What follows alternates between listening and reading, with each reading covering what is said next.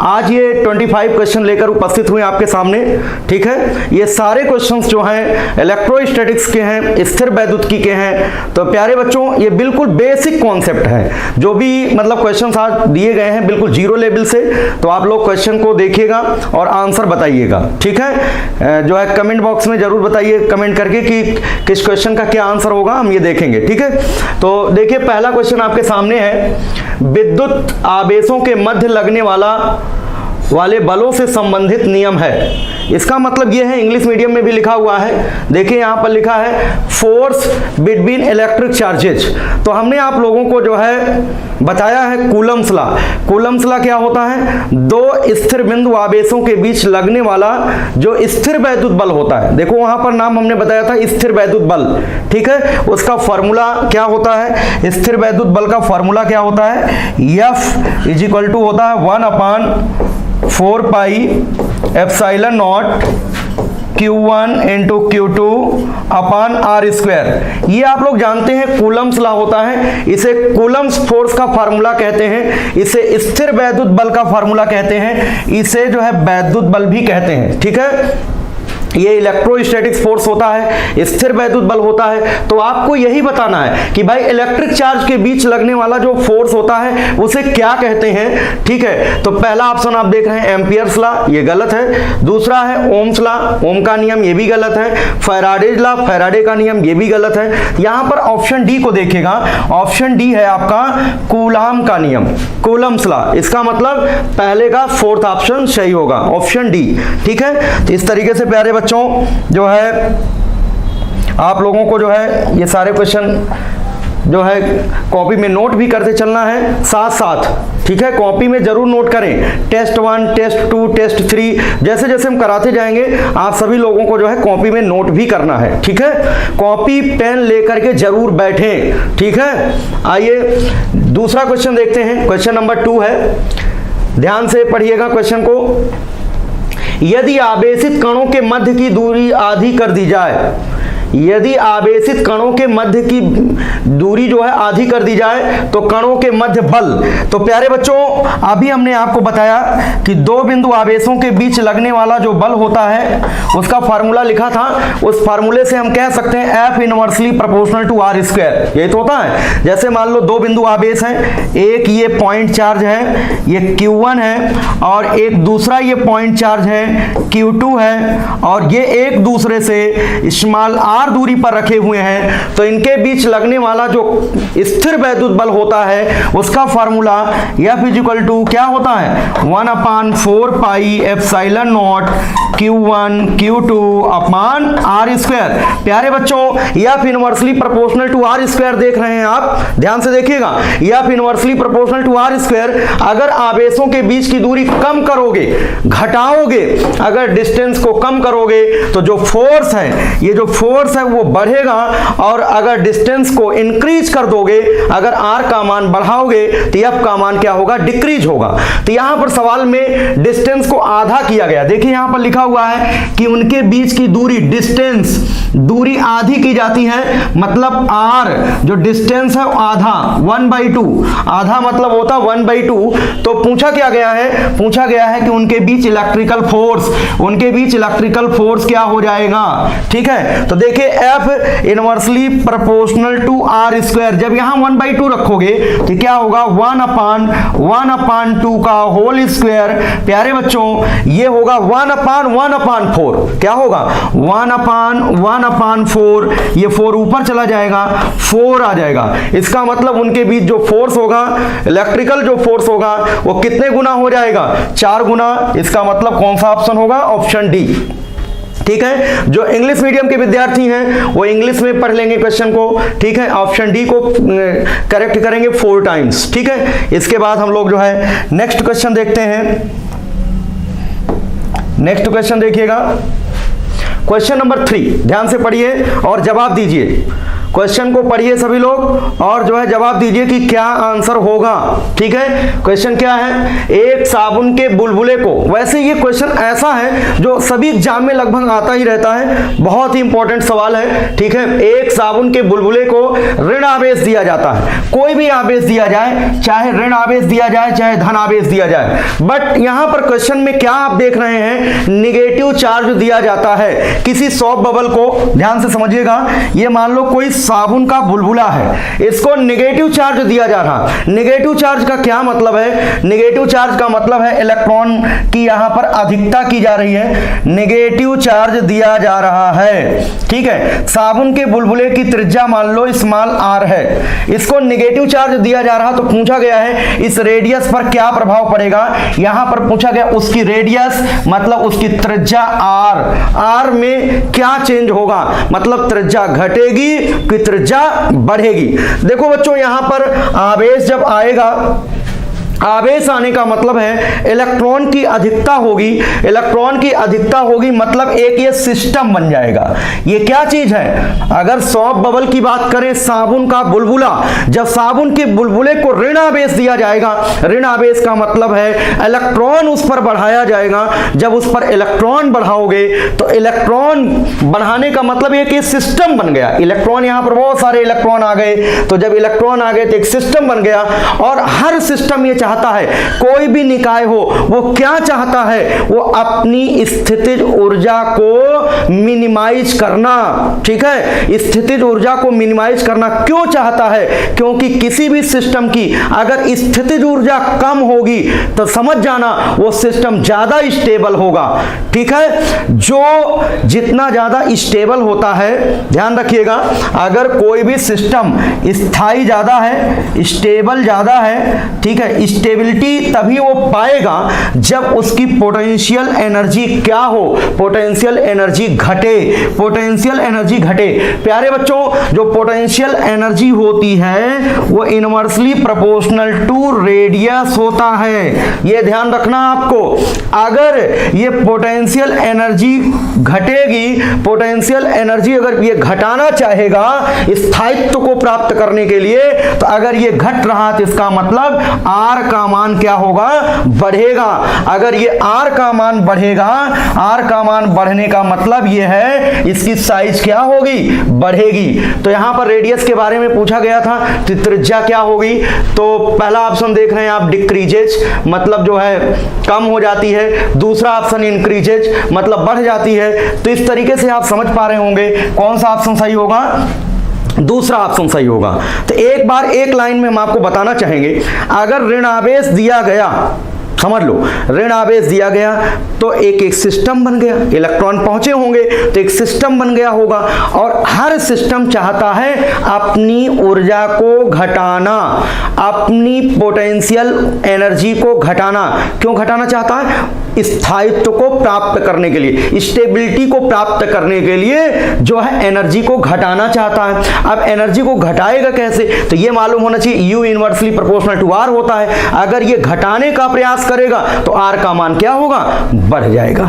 ठीक, समझ में आ गया होगा सभी लोगों को। तो ऑप्शन कौन सा है, ऑप्शन इसका जो है B सही है। इसके बाद हम लोग नेक्स्ट क्वेश्चन की ओर चलते हैं। नेक्स्ट क्वेश्चन देखिएगा, जल्दी से आंसर दीजिए आप लोग, जल्दी से देखिए क्वेश्चन पढ़िए।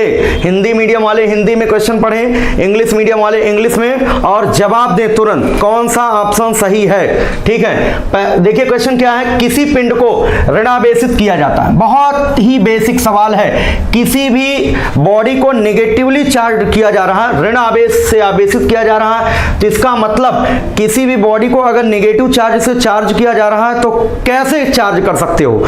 ऑप्शन को देखिएगा, कुछ इलेक्ट्रॉन हटाने से, ठीक है, अधिक इलेक्ट्रॉन देने से, कुछ प्रोटॉन देने से, कुछ न्यूट्रॉन उससे हटाने से। तो प्यारे बच्चों, हमने आपको कॉन्सेप्ट ऑफ चार्ज बता रखा है। इलेक्ट्रोस्टैटिक्स जब हमने शुरू किया था तो वहीं पर हमने डिस्कस किया था कि चार्ज होता क्या है। ठीक है, एक्सेस और डेफिशिएंसी ऑफ इलेक्ट्रॉन्स, इलेक्ट्रॉनों की कमी अथवा अधिकता को वैद्युत आवेश कहते हैं। ठीक है, आवेश कुछ होता नहीं है तो क्या होता है, किसी वस्तु पर इलेक्ट्रॉन की कमी या अधिकता को दर्शाता है आवेश। अब जैसे मान लो ये कोई वस्तु है, ठीक है, और ये धन आवेशित है। अगर ये कोई वस्तु ये धन आवेशित है, इसका मतलब यहां पर इलेक्ट्रॉन की क्या हुई है, कमी हुई है। और अगर कोई वस्तु है, ये मान लो कोई वस्तु है, ठीक है, और इस पर जो है ऋण आवेश है, तो इसका क्या मतलब है, इसका मतलब इलेक्ट्रॉन की यहां पर क्या है, अधिकता है। तो किसी भी वस्तु को ऋण आवेश से आवेशित कब कर सकते हो, जब आप उस पर इलेक्ट्रॉन देंगे।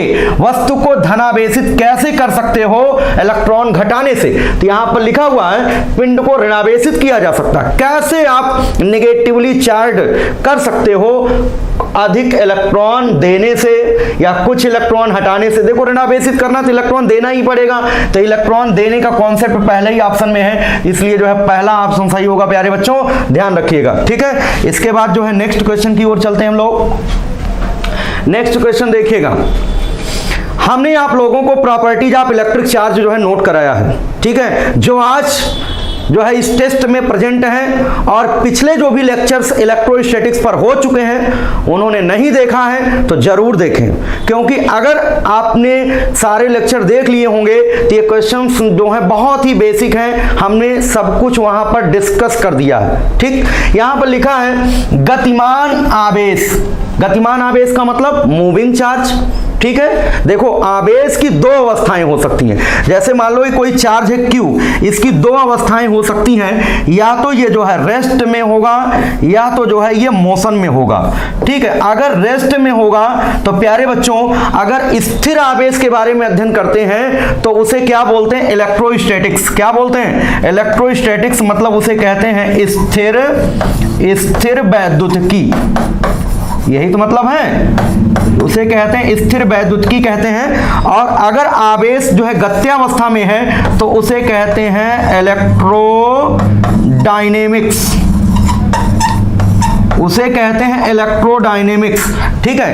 तो अगर आवेश रुका हुआ है तो अपने चारों ओर केवल और केवल इलेक्ट्रिक फील्ड उत्पन्न करता है। स्टेशनरी चार्ज अपने चारों ओर इलेक्ट्रिक फील्ड उत्पन्न करता है। क्या उत्पन्न करता है, इलेक्ट्रिक फील्ड। लेकिन अगर मूविंग चार्ज है, गतिमान आवेश, मूविंग चार्ज, प्यारे बच्चों ये नोट भी करा चुके हैं आप लोगों को, मूविंग चार्ज, अगर मूविंग चार्ज है तो वो अपने चारों ओर इलेक्ट्रिक फील्ड के साथ साथ इलेक्ट्रिक फील्ड के साथ साथ मैग्नेटिक फील्ड भी उत्पन्न करता है। इलेक्ट्रिक फील्ड के साथ साथ मैग्नेटिक फील्ड भी प्रोड्यूस करता है, ये ध्यान रखना है। अब यहां पर पूछा गया है गतिमान आवेश से संबद्ध ऊर्जा का कारण है। जल्दी से जवाब दो आप सभी लोग, जल्दी से बताओ क्या आंसर होगा। पहला ऑप्शन है वैद्युत क्षेत्र यानी इलेक्ट्रिक फील्ड, दूसरा है आपका जो है चुंबकीय क्षेत्र यानी मैग्नेटिक फील्ड, तीसरा ऑप्शन आप देख पा रहे हैं वैद्युत तथा चुंबकीय क्षेत्र दोनों, electric and magnetic field both, और चौथा ऑप्शन है इनमें से कोई नहीं, नन ऑफ दीज। तो आपको समझ में आ गया होगा कि कौन सा आंसर होगा। भाई मूविंग चार्ज की बात की गई है, यहां पर आपको यह समझना कि मूविंग चार्ज जो है इलेक्ट्रिक और मैग्नेटिक फील्ड दोनों प्रोड्यूस करता है, ऑप्शन सी सही होगा। क्लियर है सभी लोगों को, ठीक है। अगर क्लियर है तो आप लोग जो है एस लिखें, जल्दी से लिखिए। अगर क्लियर है तो यस लिखो। चलिए आगे बढ़ते हैं। नेक्स्ट क्वेश्चन आप लोग पढ़िए ध्यान से। प्रकृति में यह भी प्रॉपर्टीज ऑफ इलेक्ट्रिक चार्ज का एक पॉइंट है, जो वैद्युत आवेश के गुण हमने आपको नोट कराया है उसका एक पॉइंट है, वो पॉइंट आपको याद रखना है। अब पहले क्वेश्चन को समझिएगा। लिखा क्या है, प्रकृति में किसी निकाय का विद्युत आवेश, नेचर में किसी सिस्टम का जो इलेक्ट्रिक चार्ज होता है, ठीक है, सदैव निम्न में से किसके बराबर होता है।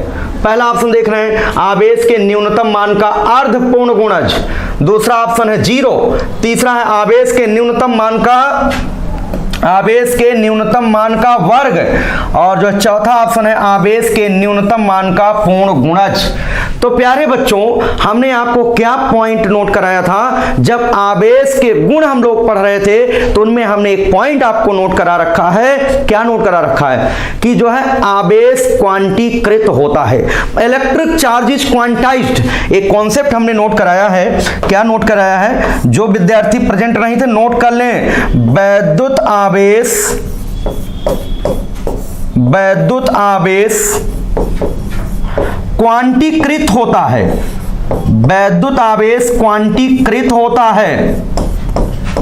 वैद्युत आवेश क्वांटीकृत होता है। Electric charge is quantized. Electric charge जो होता है क्वांटाइज्ड होता है। It means to say that, इसके कहने का मतलब यह है किसी भी वस्तु पर जो उपस्थित आवेश है Q, किसी भी वस्तु पर उपस्थित आवेश एक फंडामेंटल चार्ज होता है, एक मूल आवेश होता है, जिसे इलेक्ट्रॉनिक चार्ज कहते हैं, जिसे एलिमेंट्री चार्ज कहते हैं। इस एलिमेंट्री चार्ज का पूर्ण गुणक होता है। तो ये आपका Q बराबर Ne, प्लस Ne भी हो सकता है, माइनस Ne भी हो सकता है। Q बराबर प्लस माइनस Ne। ठीक है, समझ में आ रहा होगा। E का मतलब होता है एलिमेंट्री चार्ज, E का मतलब होता है मूल आवेश, मतलब इलेक्ट्रॉन का आवेश, और इलेक्ट्रॉन के आवेश का जो मान होता है, ठीक है, इसका जो परिमाण है 1.6 इंटू 10 की पावर -19 कूलाम होता है। इससे छोटा चार्ज एग्जिस्ट नहीं कर सकता है, मतलब सबसे स्मॉलेस्ट चार्ज जो होता है वो E होता है। इसीलिए लिखा हुआ है एक मिनिमम चार्ज। यहां पर ऑप्शन डी को देखना, इंटीग्रल मल्टीपल, n का मतलब इंटीजर 1 2 3 4, इस तरीके से integral multiple of least amount of charge. Least amount of charge का मतलब वही E का मतलब एलिमेंट्री चार्ज, इसका मान हमने यहां पर लिख दिया। ठीक है, तो समझ में आ रहा होगा। क्या आंसर होगा? ऑप्शन यहां पर डी सही होगा, Q बराबर plus minus Ne। Okay, clear है सभी लोगों को? ठीक है, आगे चलते हैं। नेक्स्ट क्वेश्चन देखिएगा आप सभी लोग। यहां पर क्वेश्चन नंबर 7 दिख रहा है आपके सामने। निर्वात की विद्युतशीलता का मान होता है, ठीक है, value of electric permittivity of free space. प्यारे बच्चों, जो कूलम्स लॉ हमने आपको बताया है, जो स्थिर वैद्युत बल का फॉर्मूला हमने आपको नोट कराया है, उसमें एप्सिलॉन नॉट आपने देखा होगा। एप्सिलॉन नॉट, इसे ही कहते हैं वायु निर्वात की वैद्युतशीलता। इसे क्या कहते हैं? इसे कहते हैं वायु निर्वात की वैद्युतशीलता। तो इसकी जो वैल्यू होती है 8.85 इंटू 10 की पावर -12। प्यारे बच्चों, अगर हम यूनिट निकालना चाहें तो यहां पर फोर्स का जो फार्मूला आपको मालूम है 1/4 पाई एप्सिलॉन नॉट, ये होगा Q1 इंटू Q2 अपान क्या होगा R स्क्वायर। प्यारे बच्चों, इसकी जो यूनिट है वो न्यूटन होती है, इसकी कूलाम होती है, इसकी कूलाम होती है, इसकी मीटर होती है। अगर एप्सिलॉन नॉट की यूनिट निकालना चाहें तो प्यारे बच्चों कूलाम इंटू कूलाम क्या हो जाएगा? कूलम स्क्वायर अपान में ये होगा आपका न्यूटन। ठीक है, ये डिस्टेंस का मीटर होता है तो ये मीटर स्क्वायर। ठीक है, ये आपका हो जाएगा coulomb square per newton metre square. इसे आगे हम लोग जो है फैराड पर मीटर भी पढ़ेंगे। ठीक है, आगे जो है इसे जब आपको कैपेसिटेंस के सवाल कराए जाएंगे तो वहां पर आपको हम बताएंगे इसे ही फैराड पर मीटर भी कहा जाता है। क्लियर है सभी लोगों को? आप बताइए, यहां पर सीधे सीधे आपको अगर याद हो तो टिक कर सकते हो। 8.85 इंटू 10 की power -12 coulomb square per newton metre square, option C correct होगा। ठीक है, इसके बाद हम लोग नेक्स्ट क्वेश्चन की ओर चलेंगे। देखिएगा ध्यान से, एक कूलाम आवेश में, इंग्लिश मीडियम वाले स्टूडेंट इंग्लिश में पढ़ सकते हैं, हिंदी मीडियम वाले हिंदी में पढ़ सकते हैं। ठीक है, एक कूलाम आवेश में मतलब चार्ज जो Q जो है 1 कूलाम दिया गया है। 1 कूलाम आवेश में इलेक्ट्रॉनों की संख्या बताना है। ठीक है, number of electrons in 1 coulomb of charge. प्यारे बच्चों, अभी हमने आपको बताया क्वांटाइजेशन ऑफ इलेक्ट्रिक चार्ज कि वैद्युत आवेश क्वांटीकृत होता है Q बराबर Ne। Q बराबर Ne, ये आपको फॉर्मूला याद रखना, Q बराबर Ne होता है। यहां से नंबर ऑफ इलेक्ट्रॉन N बराबर हो जाएगा Q अपान E हो जाएगा प्यारे बच्चों। और Q का मान दिया गया 1 कूलाम, कितना दिया गया? 1 1 coulomb basic electronic charge E की जो वैल्यू होती है 1.6 इंटू 10 की पावर -19 कूलाम। इतना तो क्लियर है सभी लोगों को। अब ये 10 की पावर -19 है, जब ये ऊपर जाएगा तो +19 हो जाएगा। तो प्यारे बच्चों 1/1.6 इंटू 10 की पावर ये 19 होगा। पॉइंट से हटाओगे तो यहां पर ये 0 पहुंच जाएगा।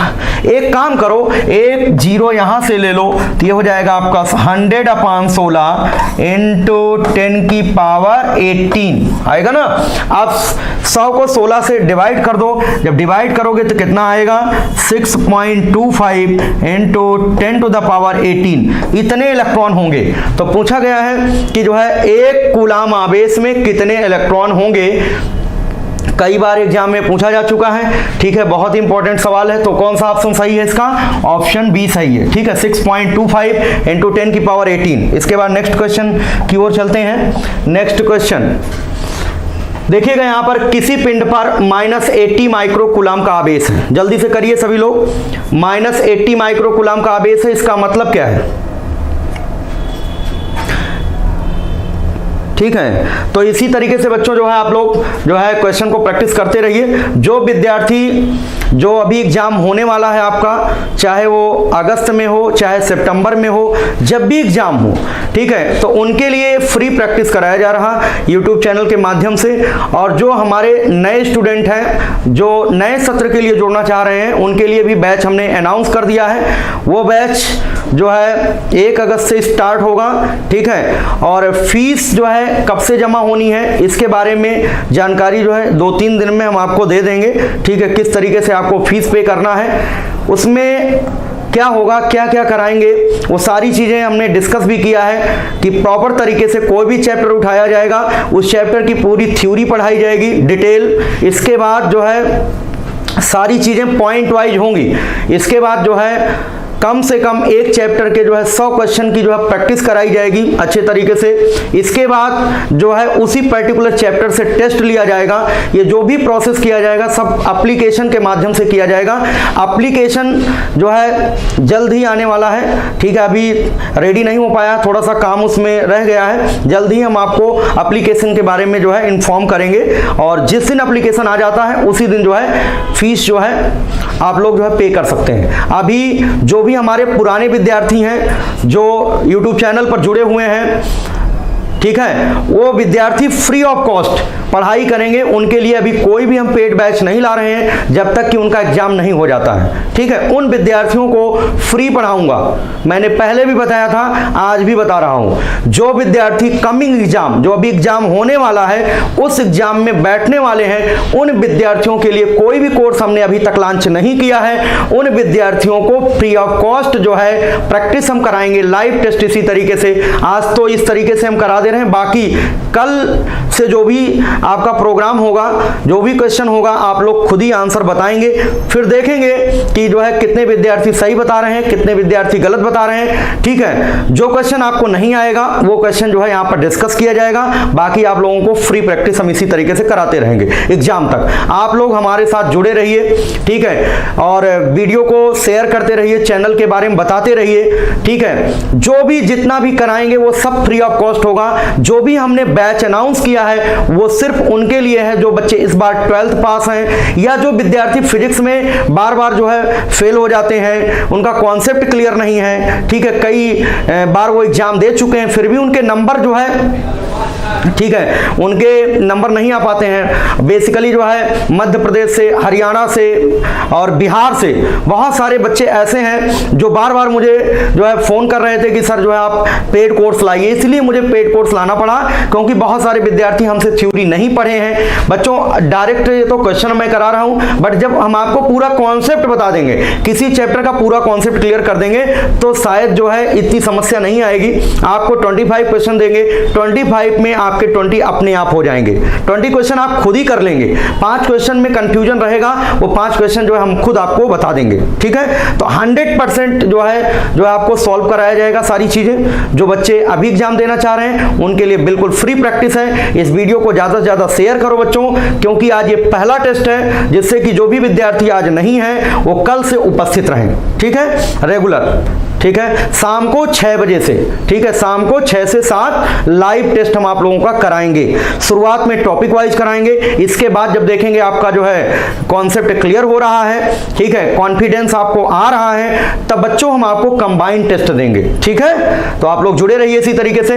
तो बच्चों यहां पर देखिए, किसी पिंड पर -80 माइक्रोकूलम का आवेश है, तो यहां से Q दिया गया है -80 माइक्रोकूलम को कूलम में बदल लो, 10⁻⁻6 कूलम। इस पर अतिरिक्त इलेक्ट्रॉनों की संख्या, अतिरिक्त क्यों बोला गया, क्योंकि यहां पर नेगेटिव चार्ज है। नेगेटिव चार्ज का क्या मतलब, इलेक्ट्रॉन बढ़ गए होंगे, इसीलिए अतिरिक्त बोला गया है। ठीक है, यहां पर Q बराबर Ne आप जानते हो, फॉर्मूला लगाइए, Q बराबर N इंटू E। Q बराबर Ne होता है, यहां से हमको नंबर ऑफ इलेक्ट्रॉन बताना है, N बराबर क्या हो जाएगा, Q/E हो जाएगा। प्यारे बच्चों, यहां से Q का मैग्नीट्यूड केवल रखिए, केवल परिमाण रखिए, मैग्नीट्यूड, Q का परिमाण रखिए, परिमाण कितना होगा, 80 इंटू 10⁻⁻6 प्यारे बच्चों अपान E का मान कितना, 1.6 इंटू 10⁻⁻19। ठीक है, इस तरीके से प्यारे बच्चों पॉइंट से हटा दो, यहां 10 चला जाएगा, ठीक है, 16 से ये 5 हो जाएगा, और यहां से 10 की घात कितना बचेगा, 10 की घात -5 बचेगा, और जब ये कैंसिल करोगे 10 की घात -14 होगा, ऊपर जाएगा +14 हो जाएगा।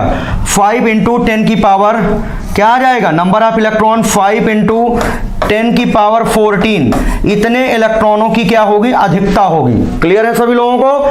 तो यहां पर सिंपल सी बात थी, Q बराबर Ne लगाना था, N बराबर Q/E सॉल्व करना था, तो नंबर ऑफ इलेक्ट्रॉन्स कितने आए, 5 इंटू 10⁻14, तो ऑप्शन सी सही होगा। ठीक है, इसके बाद हम लोग नेक्स्ट क्वेश्चन देखेंगे।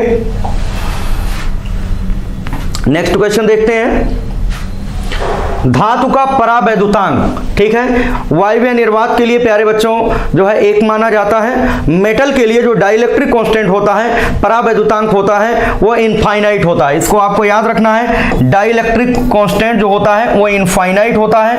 और ये मेटल के लिए, ये किसके लिए होता है, ये धातु के लिए होता है। मेटल के लिए K बराबर इनफाइनाइट, वायवीय निर्वात के लिए K बराबर कितना होता है, 1 होता है। अगर कोई भी पदार्थ है, ना तो जो है वो धातु है, ना तो वो वायवीय निर्वात है, इस तरीके से, तो उसके लिए जो K की वैल्यू होती है 1 से ज्यादा होती है और इनफाइनाइट से कम होती है। तो ये रेंज है, ये K का परास है, K का मान 1 से ज्यादा होगा और जो है इनफाइनाइट से कम होगा, कोई सामान्य पदार्थ अगर दे दिया जाएगा। और वैसे वायवीय निर्वात के लिए K बराबर 1 होता है, और मेटल्स जो होती हैं उनके लिए K बराबर क्या होता है, इनफाइनाइट होता है। तो क्या आंसर होगा इसका, ऑप्शन बी। ठीक है, ऑप्शन बी सही होगा। इसके बाद नेक्स्ट क्वेश्चन देखते हैं।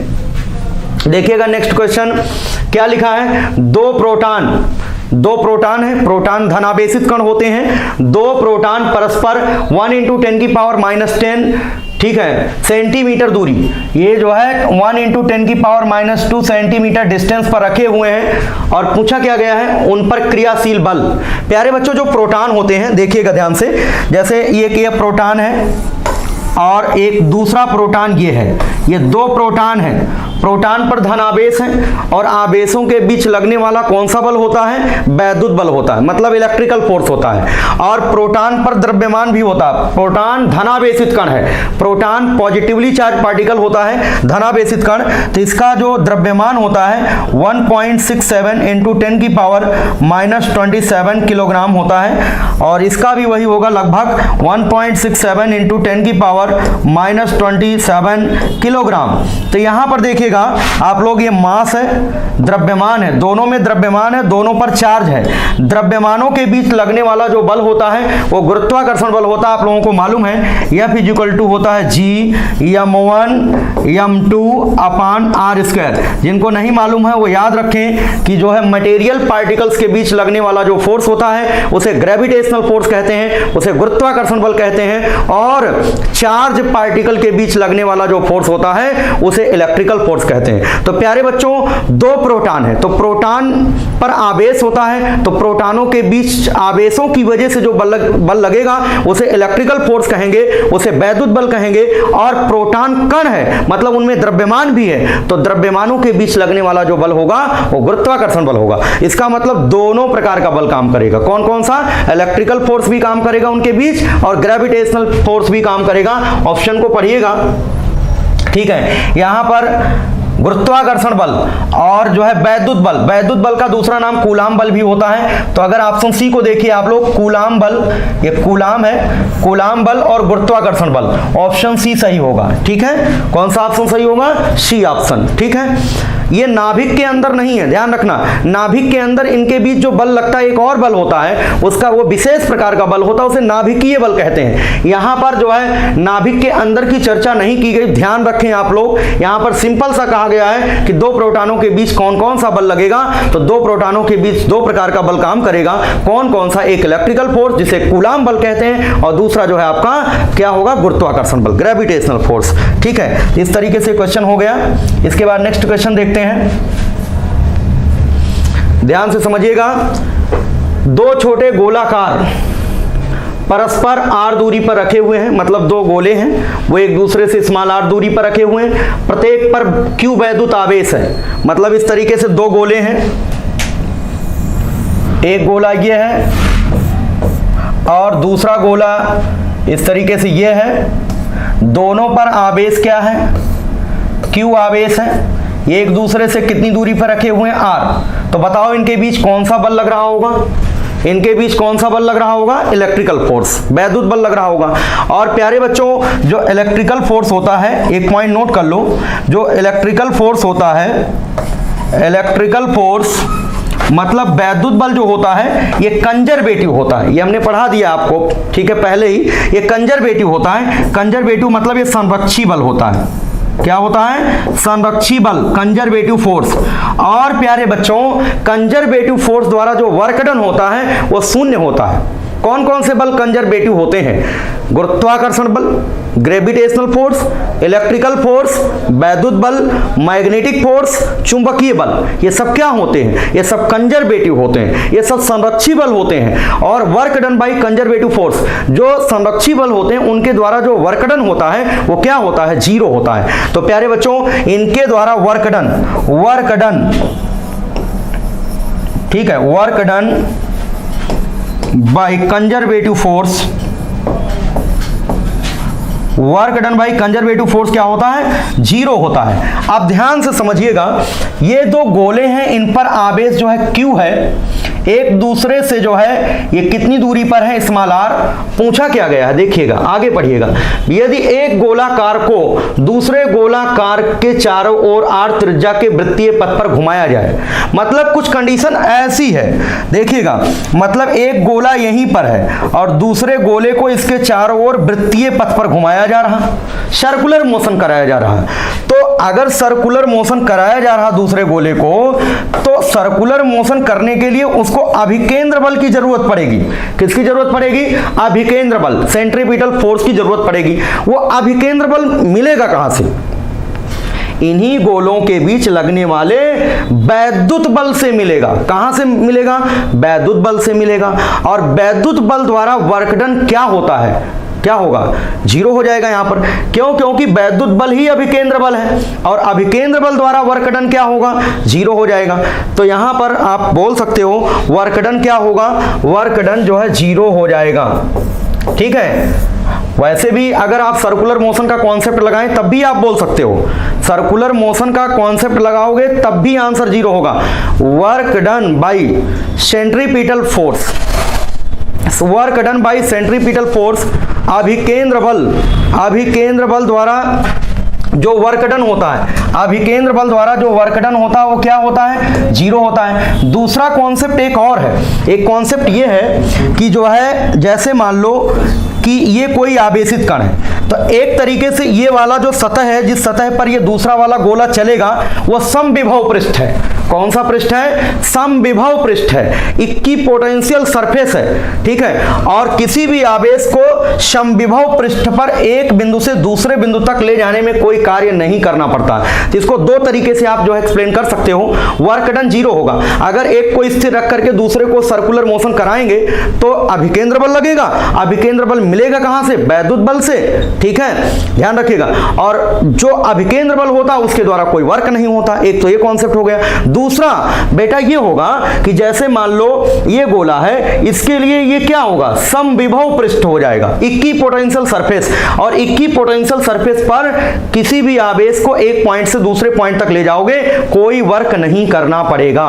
समझ में आ गया होगा? तो दोनों कॉन्सेप्ट हमने आपको बता दिया। अच्छा, ये हम थोड़ा सा एडिशनल बात बता रहे थे कि इलेक्ट्रिकल फोर्स कंजर्वेटिव होता है, ये याद होना चाहिए, और work done by conservative force zero होता है। तो दो क्वेश्चन यहां से आपके बन गए। ये अतिरिक्त दो सवाल आपको हमने बता दिया, और बाकी यहां पर वर्क डन जीरो हमने दो तरीके से बताया। एक तो अभिकेंद्रीय बल द्वारा वर्क डन जीरो, और दूसरा हमने कॉन्सेप्ट बताया कि भाई समविभव पृष्ठ बन जाएगा। दूसरा गोला जिस पर चल रहा है जिस सतह पर, वो समविभव पृष्ठ होगा, और समविभव पृष्ठ पर चार्ज को एक पॉइंट से दूसरे पॉइंट तक ले जाने में कोई कार्य नहीं करना पड़ता है। तो कौन सा ऑप्शन सही होगा?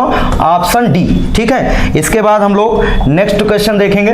नेक्स्ट क्वेश्चन है, देखिएगा ध्यान से, 10 सेंटीमीटर और 15 सेंटीमीटर त्रिज्या के आवेशित, ठीक है, गोलों को पतले तार से संयोजित करने पर कोई धारा प्रवाहित नहीं होती। कोई धारा प्रवाहित ना होने का मतलब आवेशों के प्रवाह की दर को वैद्युत धारा कहते हैं। आवेशों के प्रवाह की दर को वैद्युत धारा कहते हैं। अगर कोई धारा का प्रवाह नहीं हो रहा, इसका क्या मतलब है? इसका मतलब कोई आवेश नहीं प्रवाहित हो रहा। यदि, अब ऑप्शन देखना है, देखो इसको एग्जाम्पल से समझते हैं। जैसे मान लो एक कंटेनर है और इसमें पानी का तल ज़्यादा है, और एक कंटेनर है इसमें पानी का तल कम है, ठीक। तो ये वाटर लेवल है।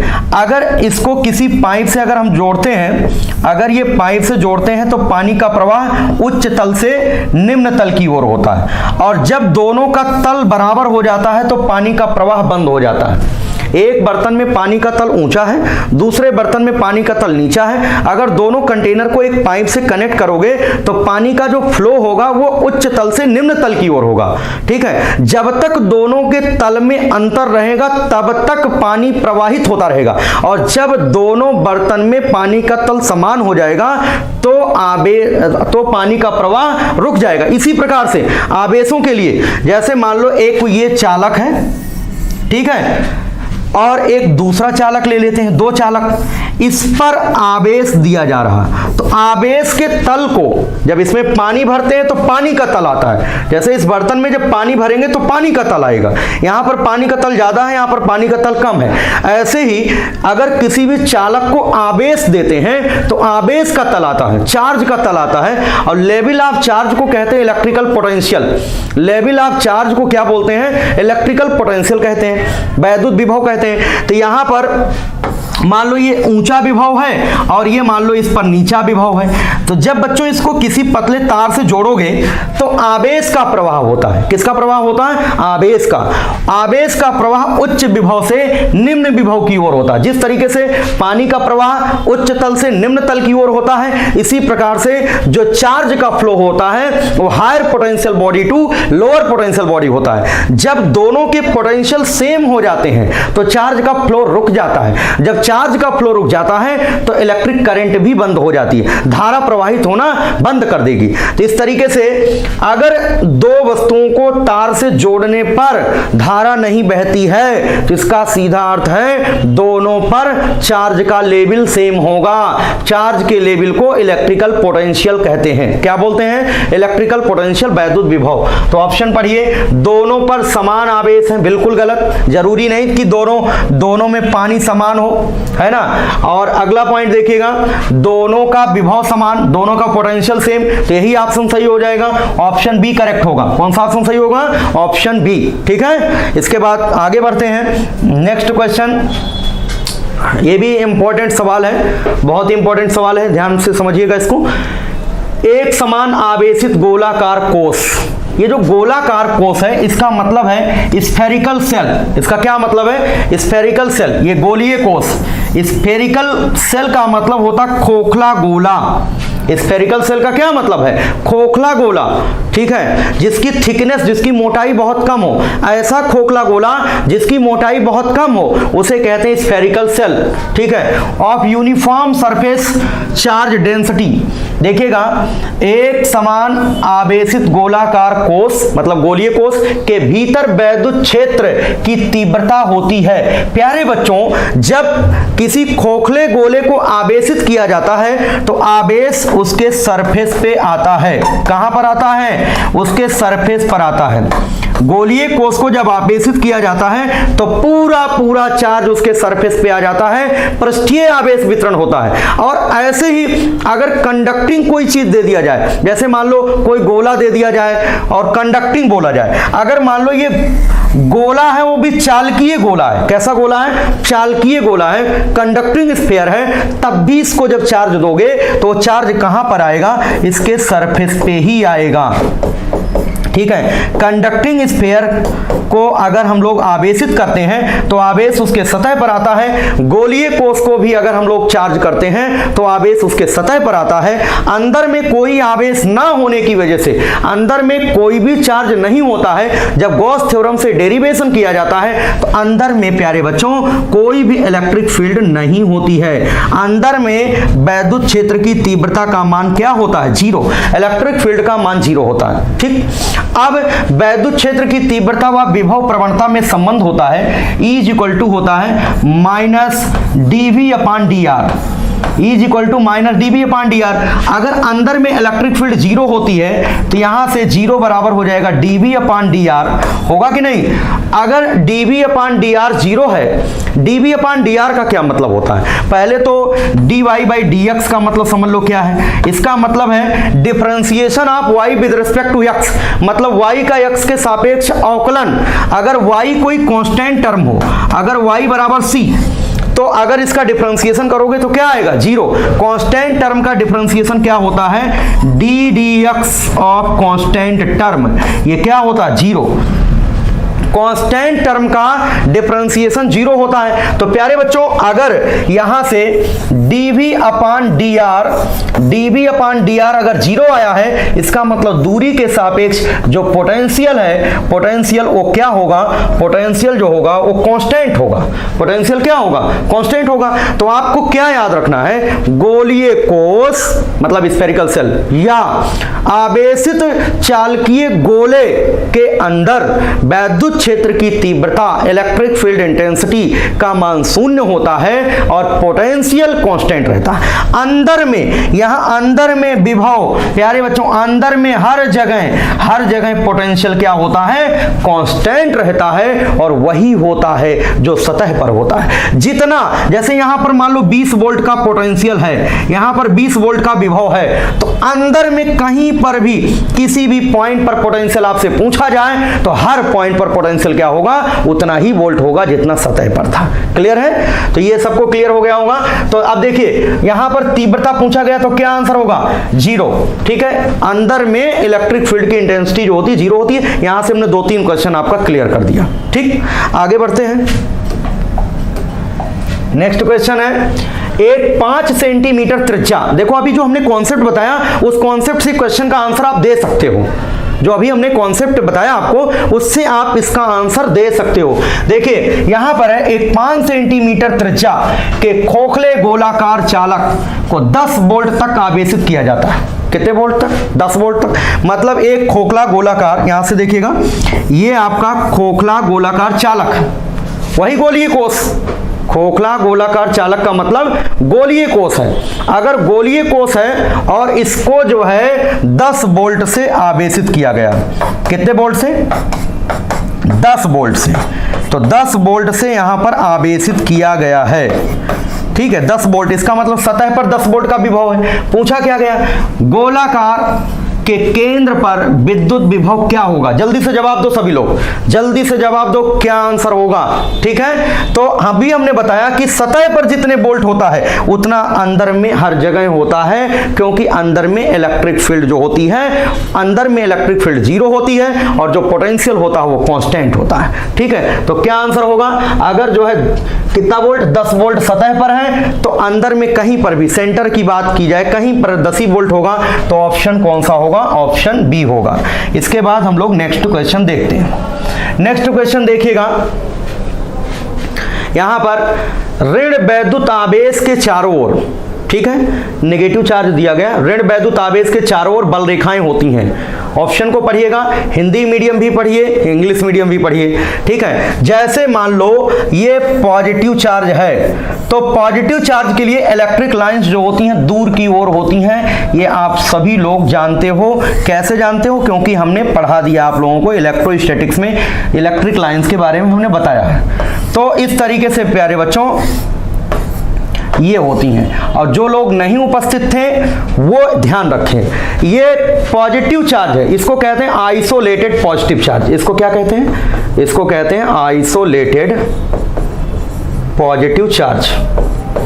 आइसोलेटेड पॉजिटिव चार्ज, विलगित धनावेश, इसको क्या कहेंगे?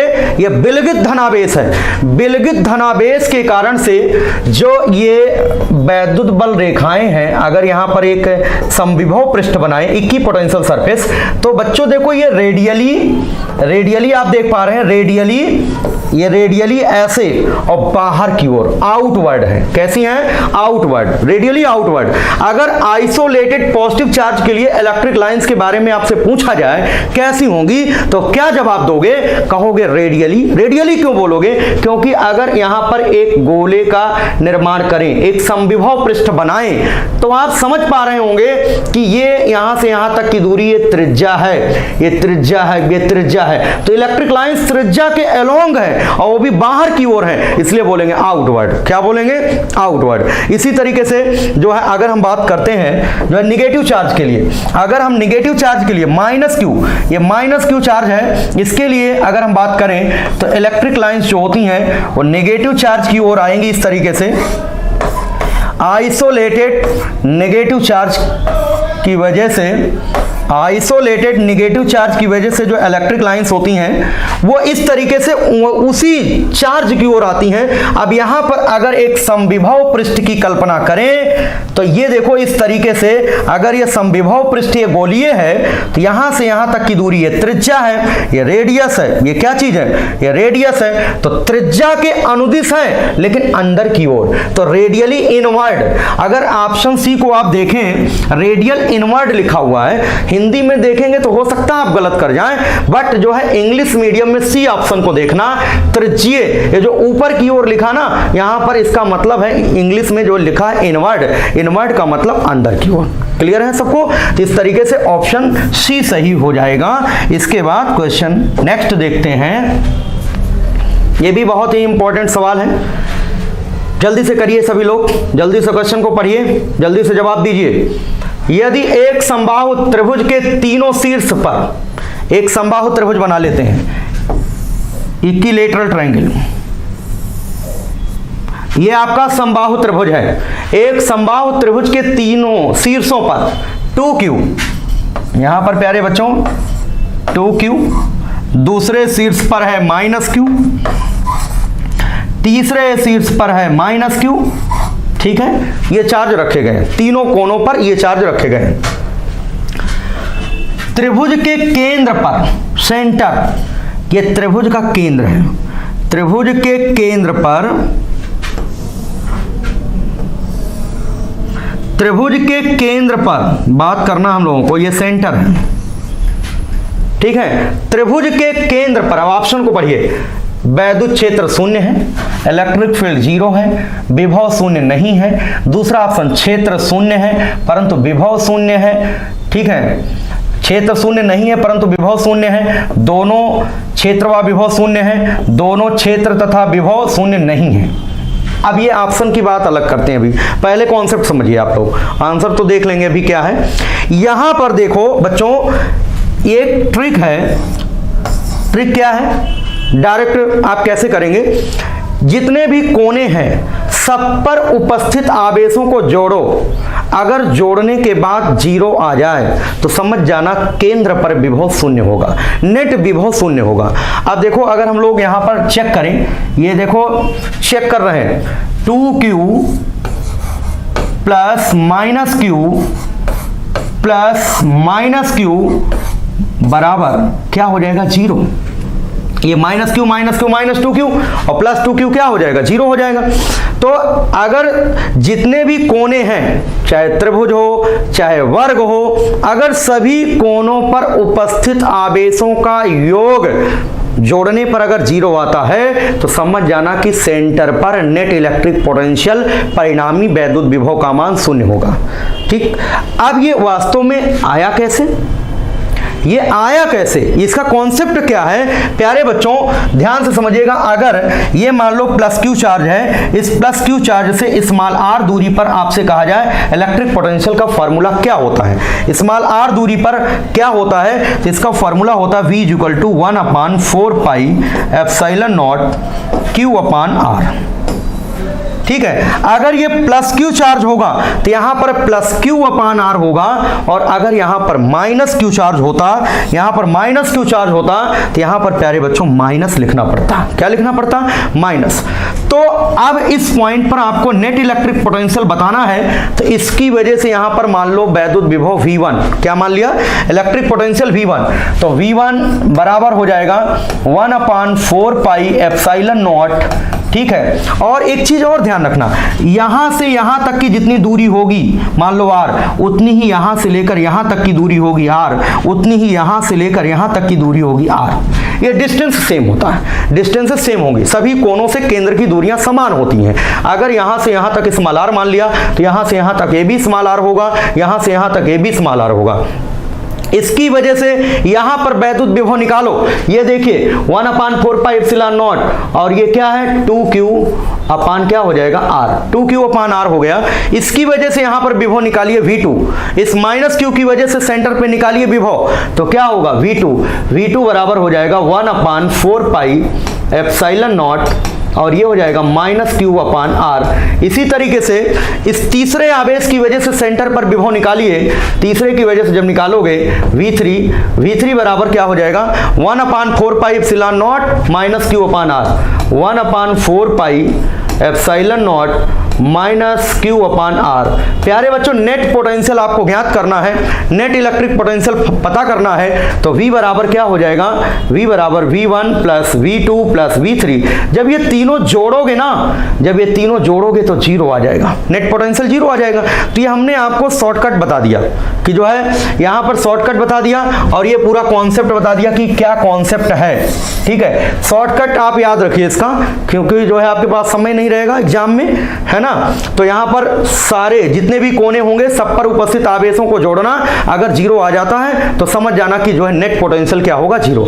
लेकिन इलेक्ट्रिक फील्ड के लिए आपको थोड़ा सा समझना होगा, इलेक्ट्रिक फील्ड के लिए, वैद्युत क्षेत्र के लिए आपको कॉन्सेप्ट समझना होगा, जो कि हमने जो है थ्योरी वाले लेक्चर में पढ़ा रखा है। ठीक है, क्या बताया है फिर से समझिएगा, माइनस 2q यहां पर है, यहां पर है प्लस 2q, और यहां पर है माइनस q, और ये है आपका माइनस q। ठीक, ये तीन कोने हैं, तीनों कोनों पर ये आवेश रखे हुए हैं। सेंटर पे हमको वैद्युत क्षेत्र बताना है। देखो विभव तो सेंटर पे निकाल लिया, V बराबर 0 आ गया, इसको नोट कर लो। और यहां पर सेंटर पे हम लोगों को क्या करना है, सेंटर पर इलेक्ट्रिक फील्ड देखना, वैद्युत क्षेत्र। ये बताओ इसकी वजह से यहाँ वैद्युत क्षेत्र होगा कि नहीं होगा, इस प्लस 2q की वजह से सेंटर पर वैद्युत क्षेत्र होगा, प्लस 2q की वजह से यहाँ पर वैद्युत क्षेत्र होगा, जिसकी दिशा क्या होगी, प्लस से दूर। धन आवेश भी वैद्युत क्षेत्र उत्पन्न करता है, ऋण आवेश भी वैद्युत क्षेत्र उत्पन्न करता है, धन आवेश से दूर होता वैद्युत क्षेत्र का दिशा। तो इसकी वजह से यहाँ पर जो डायरेक्शन होगा वो अवे फ्रॉम द चार्ज, इसका मतलब ये E1 हो गया। क्या हो गया, E1। इसकी वजह से यहां पर वैद्युत क्षेत्र होगा, इस माइनस q की वजह से यहां वैद्युत क्षेत्र होगा, जिसकी दिशा उसी माइनस q की ओर होगी, ये E2 हो जाएगा। और इस माइनस q की वजह से यहां वैद्युत क्षेत्र होगा, उसकी दिशा E3 होगा, माइनस q की ओर होगा। अब बच्चों यहां पर E2 और E3 का जो परिणामी होगा E डैश, ई डैश ये ऐसे नीचे की ओर जाएगा और ई डैश और E1 ई डैश और E1 एक दूसरे को कभी कैंसिल नहीं कर पाएंगे क्योंकि दोनों की दिशा सेम है। समझ में आ रहा होगा भाई। इसकी वजह से वैद्युत क्षेत्र दूर की ओर E1 कर दिया, इसकी वजह से जो है उसी की ओर कर दिया, इसकी वजह से उसी की ओर कर दिया। तो ये जो वैद्युत क्षेत्र देख रहे हो इनका परिणामी नीचे जा रहा है और इसका वाला भी वैद्युत क्षेत्र नीचे जा रहा है, दोनों सेम दिशा में जा रहे हैं, कभी एक दूसरे को कैंसिल नहीं करेंगे। तो इलेक्ट्रिक फील्ड E जो है 0 नहीं आएगा, E नॉन जीरो, E अशून्य जो है। वैद्युत क्षेत्र नॉन जीरो है, वैद्युत क्षेत्र शून्य नहीं है लेकिन विभव शून्य है। अब देखिए पढ़िए सवाल को, क्षेत्र शून्य है, गलत, पहला ऑप्शन पढ़ो ही नहीं, क्षेत्र शून्य नहीं है। देखिएगा ऑप्शन बी, क्षेत्र शून्य नहीं है, नहीं है, ई नॉन जीरो। और विभव शून्य है, तो यही ऑप्शन सही होगा कि नहीं, ऑप्शन बी। ठीक है, ऑप्शन बी सही होगा इस क्वेश्चन का। इसके बाद हम लोग नेक्स्ट क्वेश्चन की ओर चलते हैं। नेक्स्ट क्वेश्चन देखो, ये भी बहुत अच्छा सवाल है। तो क्या कहे क्वेश्चन, पढ़िए ध्यान से, आप सभी लोग पढ़िए। एक इलेक्ट्रॉन और एक प्रोटॉन एक समवैद्युत क्षेत्र में रखने पर उनके त्वरण का अनुपात बताइए। ठीक है, an electron and a proton are in a uniform electric field, एक समान वैद्युत क्षेत्र में रखे गए दोनों। The ratio of their accelerations will be, उनके त्वरणों का अनुपात क्या होगा। प्यारे बच्चों, जब किसी आवेश को वैद्युत क्षेत्र में रखा जाता है तो उस पर एक बल लगता है जिसे कहते हैं वैद्युत बल। क्या कहते हैं, वैद्युत बल।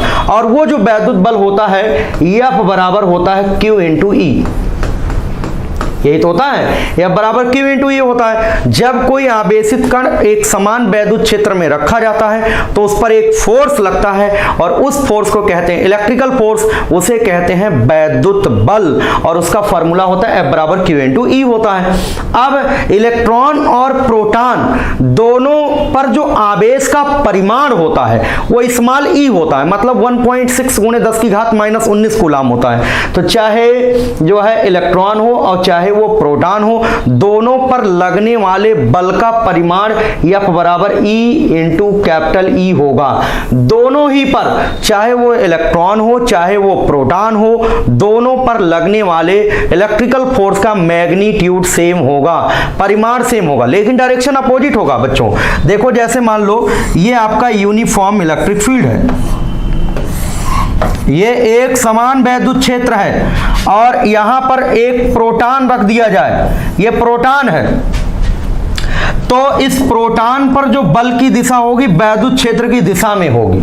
लेकिन अगर यहां पर इलेक्ट्रॉन रखा जाता तो इस इलेक्ट्रॉन पर लगने वाले वैद्युत बल की दिशा वैद्युत क्षेत्र के अपोजिट होगी, इलेक्ट्रिक फील्ड के अपोजिट। ठीक है, ऋणावेश पर, नेगेटिव चार्ज पर जो बल लगता है उस बल की दिशा वैद्युत क्षेत्र के अपोजिट होती है, और जो धन आवेश होता है उस पर लगने वाले इलेक्ट्रिकल फोर्स का जो डायरेक्शन होता है वो इलेक्ट्रिक फील्ड के डायरेक्शन में होता है। ये आपको याद रखना है। तो कभी कभी यही सिंपल सी बात पूछा जाता है कि जब कोई एक इलेक्ट्रॉन और एक प्रोटॉन एक समान वैद्युत क्षेत्र में रखे जाते हैं, सिमिलर इलेक्ट्रिक फील्ड में रखे जाते हैं, तो उन पर लगने वाले फोर्स का परिमाण सेम होता है। फोर्स का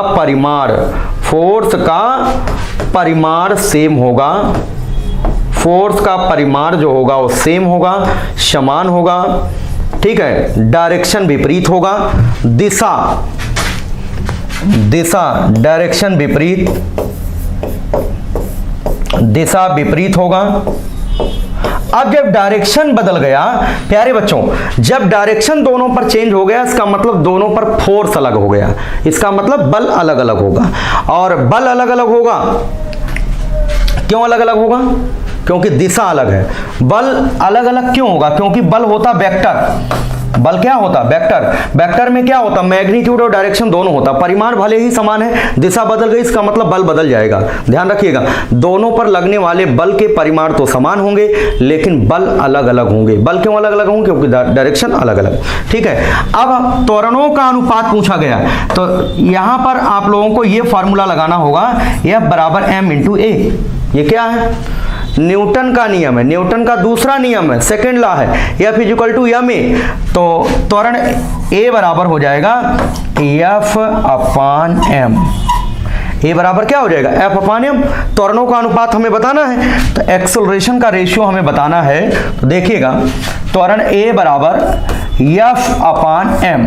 अब दोनों पर लगने वाला जो फोर्स का मैग्नीट्यूड है तो सेम है, इसका मतलब त्वरण इनवर्सली प्रोपोर्शनल टू मास, यही तो होगा।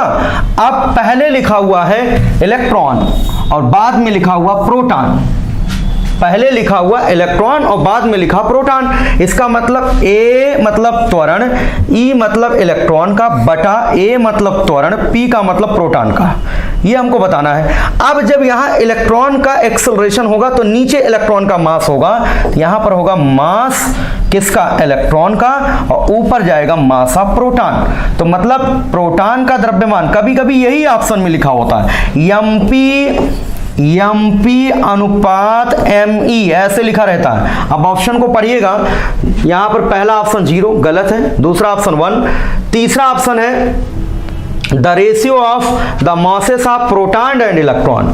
यहां पर देखो पहले प्रोटॉन का मास दिख रहा है और बाद में क्या दिख रहा है इलेक्ट्रॉन का, तो masses of proton and electron, तो प्रोटॉन और इलेक्ट्रॉन के द्रव्यमानों के अनुपात के समान होगा। तो इस तरीके से प्यारे बच्चों कौन सा ऑप्शन सही होगा, ऑप्शन आपका सी होगा। ठीक, क्लियर हो गया होगा। इसके बाद नेक्स्ट क्वेश्चन देखते हैं हम लोग।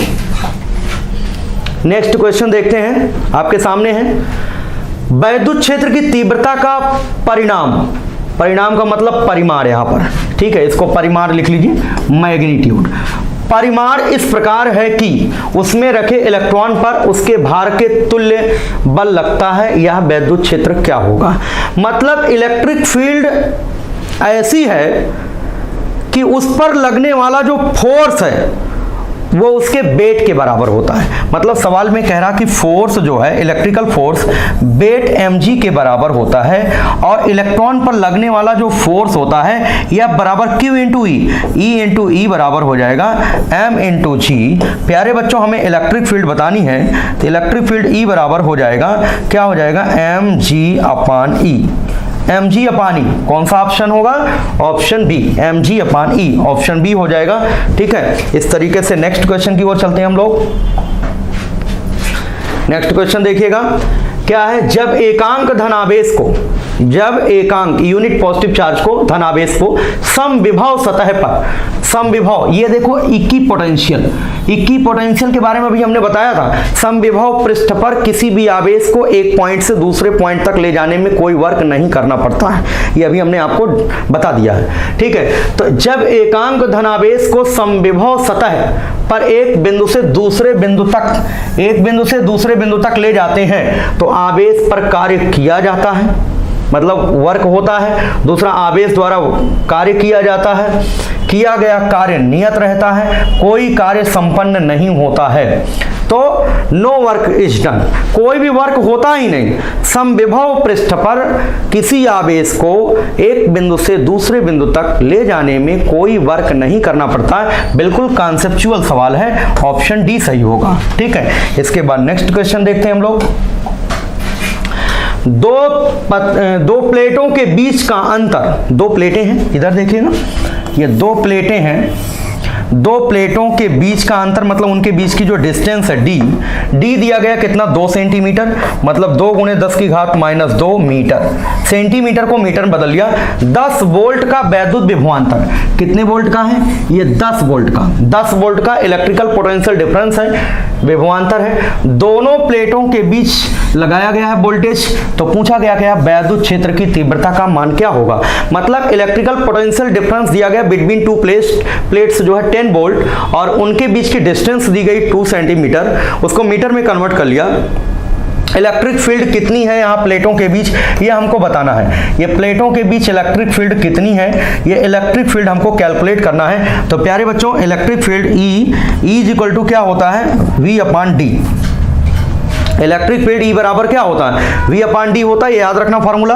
पोटेंशियल कितना दिया गया 10 वोल्ट और डिस्टेंस कितनी है, प्लेटों के बीच की दूरी ये देखिए 2 × 10⁻⁻² मीटर, 2 × 10 की पावर -2 मीटर, तो ये कितना होगा 5 आएगा यहाँ पर, और ये 10 की पावर -2 ऊपर जाएगा +2, तो 5 इंटू 10 की पावर +2, 5 इंटू 100 कितना हो जाएगा 500 वोल्ट पर मीटर भी कह सकते हैं, न्यूटन पर कूलाम भी कह सकते हैं। इलेक्ट्रिक फील्ड की दोनों यूनिट होती, वोल्ट पर मीटर भी होता है और न्यूटन पर कूलाम भी होता है। 500 न्यूटन पर कूलाम, ऑप्शन बी करेक्ट होगा।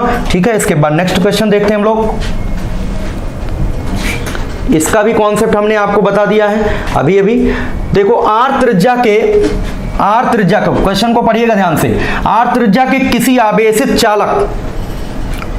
चालक है तो समझ जाओ आवेश कहाँ होगा, सतह पर होगा। आवेशित चालक है तो कहाँ पर होगा, पूरा आवेश सरफेस पे होगा, अंदर में कोई चार्ज होने वाला नहीं है।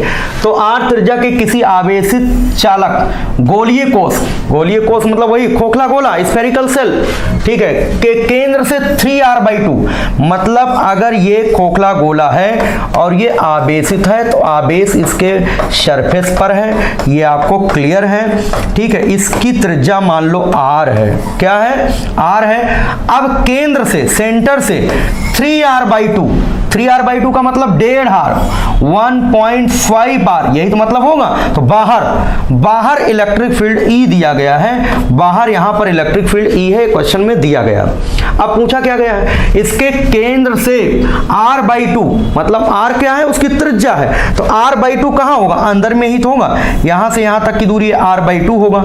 r/2 दूरी पर कोई बिंदु है, यहां पर इलेक्ट्रिक फील्ड हमको बताना है। तो प्यारे बच्चों ये अंदर में ही तो है पॉइंट, ये कहां पर है, अंदर में है, इस गोलीय कोष के इनसाइड है। तो बाहर कुछ भी इलेक्ट्रिक फील्ड हो, सरफेस पर कुछ भी इलेक्ट्रिक फील्ड हो, अंदर में अगर वैद्युत क्षेत्र पूछा गया है तो आप सीधे जवाब दोगे अंदर में इलेक्ट्रिक फील्ड का मान क्या होता है, 0 होता है। तो कौन सा ऑप्शन होगा, पहला ऑप्शन होगा। और अंदर में पोटेंशियल कांस्टेंट रहता है, इसको भी ध्यान रखना आप लोग।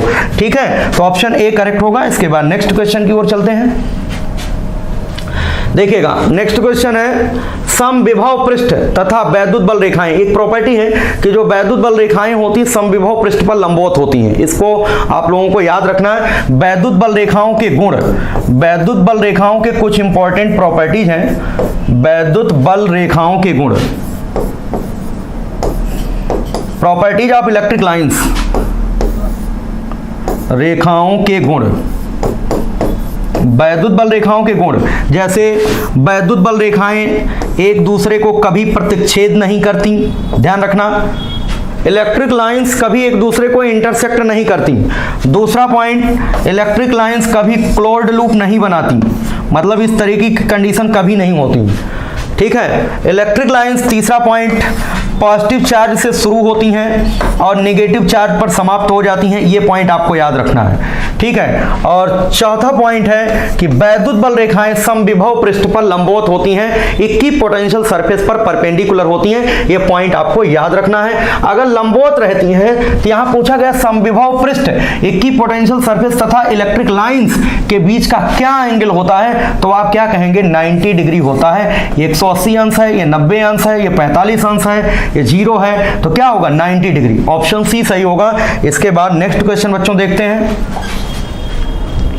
नेक्स्ट क्वेश्चन देखिएगा ध्यान से, पढ़ो।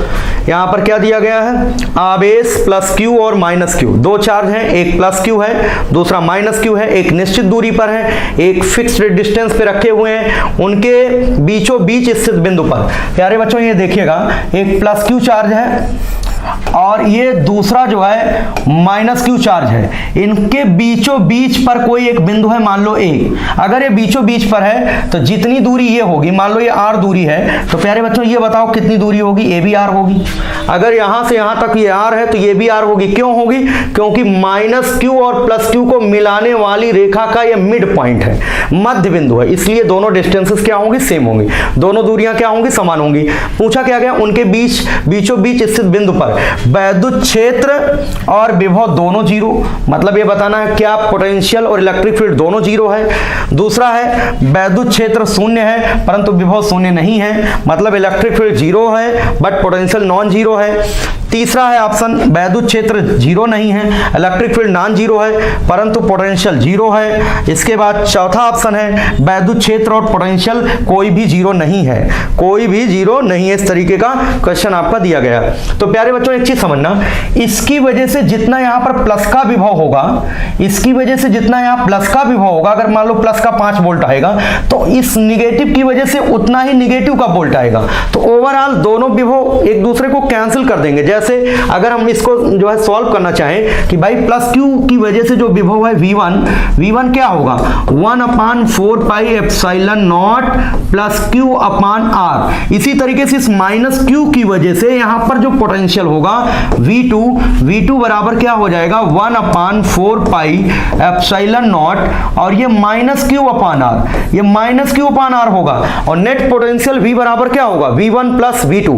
नेट पोटेंशियल V बराबर V1 प्लस V2। जब इन दोनों को जोड़ोगे बच्चों तो ये प्लस का है, ये माइनस का, नेट पोटेंशियल क्या हो जाएगा जीरो। इसका मतलब इस मध्य बिंदु A पर नेट पोटेंशियल तो जीरो आ गया, विभव क्या आ गया शून्य। अब क्या जानना है, यहां पर वैद्युत क्षेत्र, तो प्लस चार्ज की वजह से यहां पर जो वैद्युत क्षेत्र होगा वो away from the charge E1, ठीक है। इस माइनस की वजह से यहां जो वैद्युत क्षेत्र होगा उसी की ओर होगा E2। देखो E1 और E2 दोनों सेम डायरेक्शन में है, कभी एक दूसरे को कैंसिल नहीं करेंगे, इसलिए नेट इलेक्ट्रिक फील्ड कभी भी जीरो नहीं आएगा यहां पर। तो इलेक्ट्रिक फील्ड शून्य नहीं होगा, E नॉन जीरो। क्या लिख सकते हैं E नॉन जीरो होगा और V जीरो होगा। वैद्युत क्षेत्र शून्य नहीं है, ऑप्शन सी देखना, वैद्युत क्षेत्र शून्य नहीं है किंतु विभव शून्य है। इसका मतलब यही ऑप्शन सही होगा। कौन सा?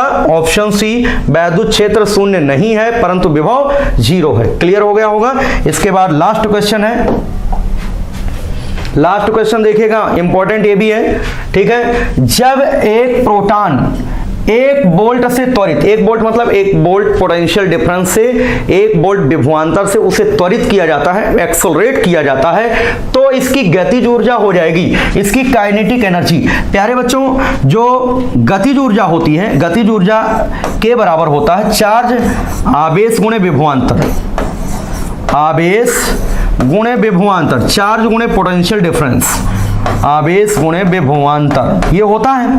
अब आवेश है इलेक्ट्रॉन हो या प्रोटॉन हो, उस पर आवेश E होता है, विभवांतर V लिख दें, ठीक है, 1 वोल्ट लिख दें, V का मतलब 1 वोल्ट रख दें, तो क्या आ जाएगा 1 इलेक्ट्रॉन वोल्ट। कितना आ जाएगा 1 इलेक्ट्रॉन वोल्ट। तो कोई भी इलेक्ट्रॉन 1 वोल्ट विभवांतर से त्वरित होने पर जितनी एनर्जी प्राप्त करता है उसे कहते हैं इलेक्ट्रॉन वोल्ट। इसी तरीके से यहां पर जो है वोल्ट की जगह 1 वोल्ट है और प्रोटॉन है, प्रोटॉन पर भी जो चार्ज का मैग्नीट्यूड होता है वो E होता है, इसीलिए यहां पर V electron volt 1 electron volt होगा। आंसर कौन सा होगा? सी ऑप्शन होगा।